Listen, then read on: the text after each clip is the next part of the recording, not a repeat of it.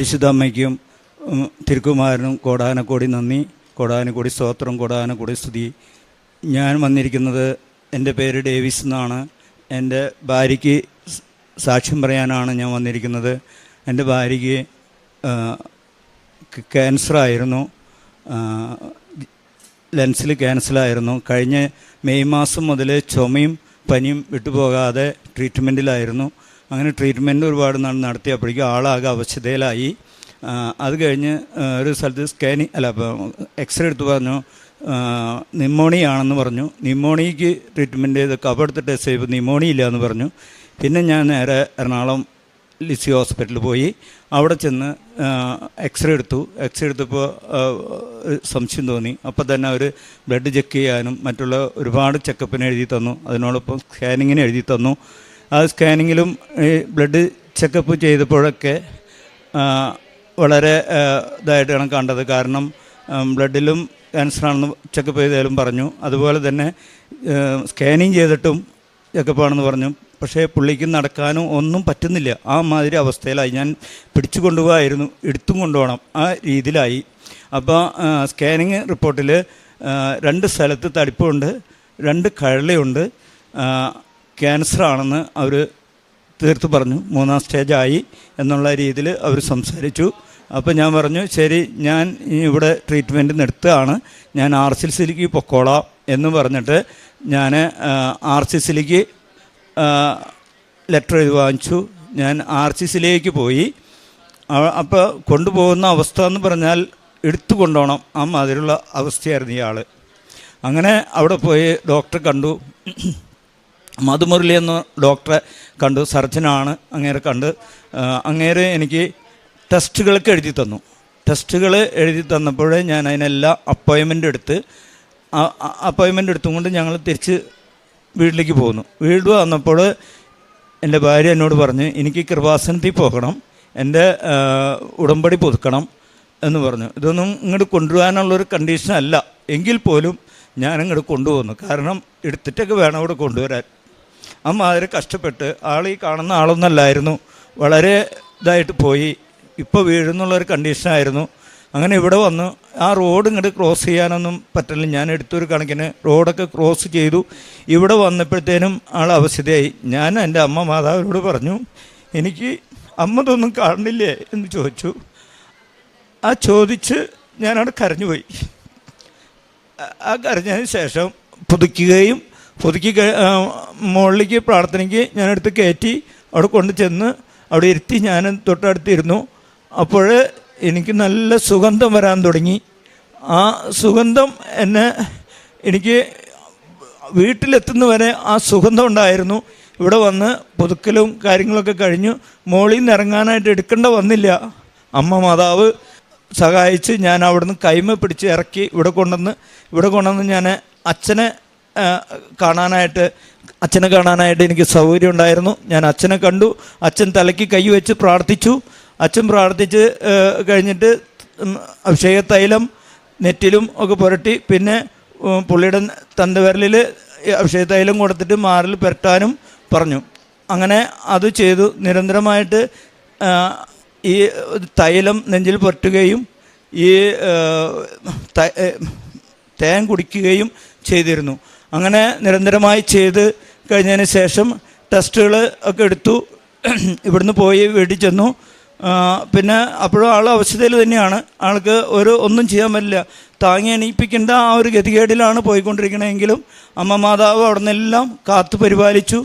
അമ്മ മാതാവിൻ്റെ ഈ ഇതുകളെല്ലാം പുരട്ടി മുന്നോട്ട് പോകുമ്പോഴും ഞാൻ പ്രാർത്ഥിച്ചുകൊണ്ടിരുന്നു. കാരണം എനിക്ക് വേറെ ആരുമില്ല നോക്കാനായിട്ട്. അപ്പോൾ ഞാൻ നിരന്തരമായിട്ട് പ്രാർത്ഥിച്ചിരുന്നു. അമ്മ മാതാവ് എന്നെ കാത്തു പരിപാലിച്ചു. അങ്ങനെ ഞാൻ RCCയിൽ ചെന്ന് ടെസ്റ്റുകളെല്ലാം നടത്തി കഴിഞ്ഞപ്പോൾ ലാസ്റ്റ് എല്ലാ ടെസ്റ്റുകളും നടത്തി. സ്പെഡി സ്കാനും മറ്റേ ബയോസിയും ഒക്കെ എടുത്തു. ഉള്ളിക്കോടുള്ള ബയോസി എല്ലാം എടുത്തു. അത് കഴിഞ്ഞതിന് ശേഷം ലാസ്റ്റ് എടുത്തതിൽ ഒന്നും കാണുന്നില്ല. അതുവരെയുള്ള എല്ലാ ട്രീറ്റ്മെൻറ്റിലും കണ്ടതൊന്നും കാണുന്നില്ല. കാണാതെ ആയപ്പോൾ ഡോക്ടർ എന്നോട് ചോദിച്ചു, നമ്മൾ കണ്ടതൊക്കെ എവിടെ പോയി എന്ന് ചോദിച്ചു എന്നോട്. ഞാൻ പറഞ്ഞു, അതൊക്കെ കൃപാസന മാതാവ് കൊണ്ടുപോയി. ഞാൻ കൃപാസന മാതാവിൻ്റെ അടുത്ത് പോയിട്ടുണ്ടായിരുന്നു. അപ്പോൾ എന്നോട് ചോദിച്ചു എവിടെയാണ് ഈ സ്ഥലം എന്ന് ചോദിച്ചു. അപ്പം ഞാൻ പറഞ്ഞു ഇങ്ങനെ ആലപ്പുഴ അടുത്ത് ആണ് ഈ സ്ഥലം, കൃപാസന മാതാവ് എന്ന് പറഞ്ഞ ഫേമസ് സ്ഥലമാണ് എന്ന് പറഞ്ഞു. അപ്പോൾ അവരെല്ലാവരും ചിരിച്ചു. അങ്ങനെ എന്നോട് പറഞ്ഞ് ഇനി ഈ പേരും പറഞ്ഞ് ഇങ്ങോട്ട് വരണ്ട, രോഗമൊന്നുമില്ല, ആൾക്ക് ഇനി ഒരു മരുന്നും വേണ്ട, നിങ്ങളുടെ വിശ്വാസം നിങ്ങൾ രക്ഷിച്ചിരിക്കുന്നു എന്ന് പറഞ്ഞുകൊണ്ട് വിട്ടു. അതുപോലെ തന്നെ എൻ്റെ മോന് 12 കൊല്ലമായി യൂറോപ്പിലേക്ക് പോകാനായിട്ട് കഷ്ടപ്പെട്ട് ഒത്തിരി പ്രാവശ്യങ്ങൾ ഡൽഹിയിലും അവിടെ ഇവിടെയൊക്കെ പോയി, മദ്രാസിലും ഒരുപാട് സ്ഥലത്ത് പോയി ഇൻ്റർവ്യൂവിൽ അറ്റൻഡ് ചെയ്തു. ഒരുപാട് കാശുകളും ചിലവായി. ആ ചിലവായ കാശൊക്കെ ആണെങ്കിലും ഈ 1.5 മാസം മുന്നേ ഒരു ഇൻ്റർവ്യൂക്ക് വിളിച്ചു. ആ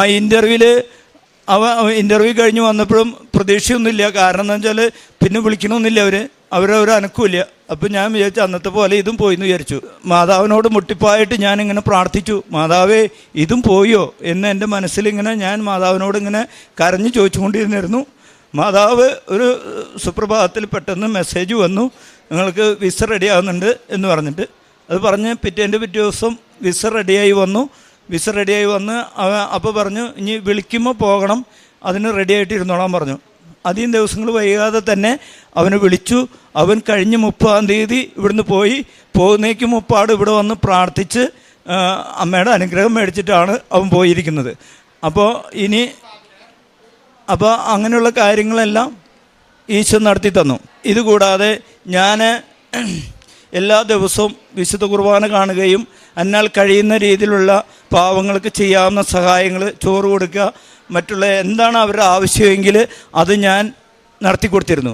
എല്ലാ ദിവസവും ഞാൻ ഇവിടുത്തെ പ്രാർത്ഥന, 5:30 പ്രാർത്ഥന അതെല്ലാം ഞാൻ കേട്ട് മറ്റുള്ളവർക്ക് ചുരുങ്ങിയത് 500 ആൾക്കെങ്കിലും ഞാൻ അത് അഴിച്ചു കൊടുത്ത് ഞാൻ പ്രാർത്ഥിക്കും. അതുപോലെ തന്നെ കൃപാസനത്തിൽ ബുക്കുകളെല്ലാം കൊണ്ടുവന്ന് ആസ്പത്രികളിലും വീടുകളിലും കയറി ഇറങ്ങി കൊടുക്കും. പിന്നെ എല്ലാ ദിവസവും ഞാൻ കുർബാന കാണും. കുർബാന കണ്ടെങ്കിലാണ് എനിക്കൊരു സമാധാനം ഉണ്ടാവുള്ളൂ. കാലത്തെ കുർബാന കണ്ടെങ്കിലാണ് അന്നത്തെ കാര്യങ്ങൾക്ക് എനിക്കൊരു സമാധാനം ഉണ്ടാവുള്ളൂ. അതല്ലെങ്കിൽ കുർബാന കണ്ടില്ല വൈകിട്ട് കാണാമെന്ന് വിചാരിച്ചാൽ എനിക്കൊരു ടെൻഷനാണ്, എപ്പോഴും ടെൻഷനാണ്. പക്ഷേ കാലത്ത് പോയി കുർബാന കണ്ടു വന്നു കഴിഞ്ഞാൽ പിന്നെ ടെൻഷനൊന്നുമില്ല. എല്ലാ കാര്യങ്ങളും ഈശോയുടെ കൃപയാലെ പരിശുദ്ധ അമ്മയോടും ചോദിച്ചിട്ടാണ് ഞാൻ മുന്നോട്ട് ഇറങ്ങുക. എല്ലാ കാര്യങ്ങളും പരിശുദ്ധ അമ്മയും ഈശോയും എൻ്റെ കാര്യങ്ങളിൽ ഇടപെടുകയും എല്ലാ കാര്യങ്ങളും എനിക്ക് നടത്തി തരികയും ചെയ്യുന്നുണ്ട്. ഇതുവരെ ഞാൻ ഒന്നിനും കുറവ് വരാതെ എല്ലാ കാര്യങ്ങളും ഞാൻ നടത്തിപ്പോകും. എല്ലാ രോഗികളെയും ഞാൻ പോയി കാണും. അവർക്ക് ചെയ്യാവുന്ന കാര്യങ്ങൾ ചെയ്തു കൊടുത്തുകൊണ്ട് ഞാൻ അവിടെ നിന്ന് പോരുള്ളൂ. കാരണം എനിക്ക് വേറെ ഒന്നുമില്ല ചെയ്യാൻ. എനിക്ക് ആവശ്യം ഈ ലോകത്തെ സ്വത്തോ മുതലൊന്നും ഞാൻ ആഗ്രഹിക്കുന്നില്ല. ഇനി ആഗ്രഹിക്കുന്നത് നിത്യത്തിലേക്കുള്ള ഒരു വഴിയാണ് ഈശോയോട് ഞാൻ എന്നും ചോദിച്ചുകൊണ്ടിരിക്കുന്നത്. അത് മാത്രമേ ഞാൻ ആഗ്രഹിക്കുന്നുള്ളൂ. എല്ലാം ചെയ്തെന്ന അമ്മ മാതാവിനും തിരുക്കുമാരനും കോടാനുകോടി നന്ദി, കോടാനുകോടി സ്തോത്രം, കോടാനുകോടി സ്തുതി. എന്നും ഞാൻ ഇവിടുത്തെ ഒരാളായിരിക്കും. അമ്മ മാതാവിൻ്റെ കൂടെ ഉണ്ടാവും. എന്നും ഞാൻ അമ്മ മാതാവിൻ്റെ ആളാണ്. തിരുക്കുമാരനും മാതാവിനും കോടാനുകോടി നന്ദി, കോടാനു സ്തോത്രം. എനിക്ക് ഈ രോഗം മാറ്റി തന്നതിനോർത്ത് എന്തോരം നന്ദി പറഞ്ഞാലും തീരാത്ത നന്ദിയാണ് മാതാവേ എനിക്കുള്ളതെന്ന്. സങ്കീർത്തനങ്ങൾ 34:18 ഹൃദയം നുറുങ്ങിയവർക്ക് കർത്താവ് സമീപസ്ഥനാണ്, മനമൊരുകിയവരെ അവിടുന്ന് രക്ഷിക്കുന്നു. ശാന്ത ഡേവിസ് എന്ന ഈ സഹോദരനും ജീവിത പങ്കാളിയും പരിശുദ്ധ